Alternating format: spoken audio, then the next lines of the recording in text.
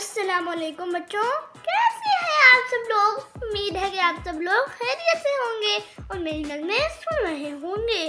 तो बच्चों, आज मैं आपके लिए छोटी सी नज़म लेकर आया हूँ जिसमें एक चिड़िया और एक मैना का जिक्र किया गया है।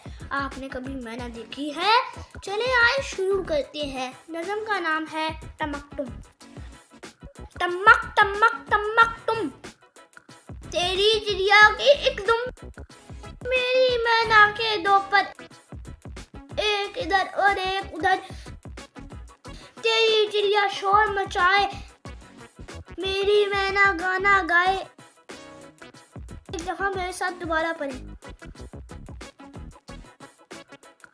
टमक टमक टमक तुम, तेरी चिड़िया की एक दुम, मेरी मैना के दो पर, एक इधर और एक उधर। तेरी चिड़िया शोर मचाए, मेरी मैना गाना गाए। तो बच्चों, ये नज़म आपको कैसी लगी मुझे ज़रूर बताइएगा, मुझे इंतज़ार रहेगा।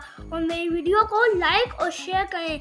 तो चलें, मिलते हैं कुछ देर में एक नई मज़ेदार नज़म के साथ। तब तक के लिए अल्लाह हाफ़िज़। मैं तो चला।